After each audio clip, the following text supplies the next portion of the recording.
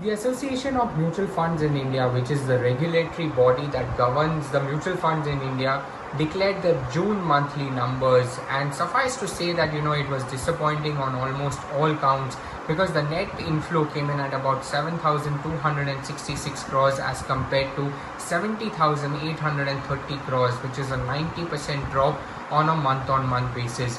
Even for the equity inflow, that came in at just about 241 crores as compared to 5,257 crores, which is a 95% decline on a month-on-month basis. However, if you have a look at the AUM picture, the total AUM was robust. It grew to about 26.1 lakh crores as compared to 24.3 lakh crores, and you had the equity AUM, which also was almost at 7 lakh crores as compared to 6.3 lakh crores. Now, this was largely due to the fact that the markets were quite robust in the month of June as well as in the month of May as well. But the SIP number, if you have a look at that slipped below the 8,000 crores a month mark for the first time since November 2018.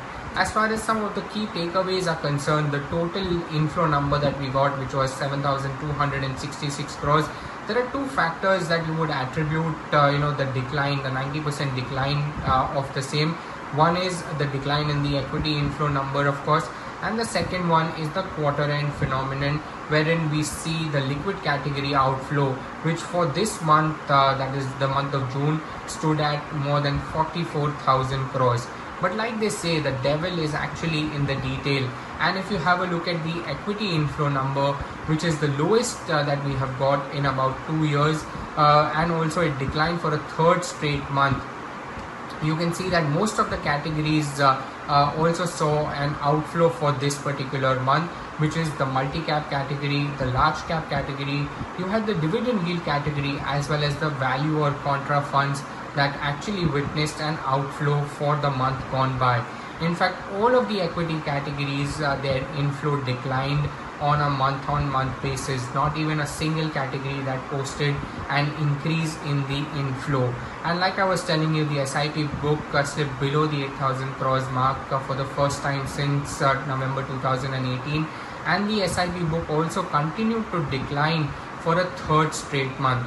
Now the month of June marking the end of the quarter as well as the first half of the year, it's also important to look at how the broader picture has actually performed. So the net inflow during the first half of the year stands at nearly 30,000 crores, as well as the equity inflow during the first half of the year stands in excess of 42,000 crores. But if you look at the Q1 picture, Q1 FY21 that I'm referring to, the net inflow is almost 1,25,000 crores, while the equity inflow is just at about 11,710 crores.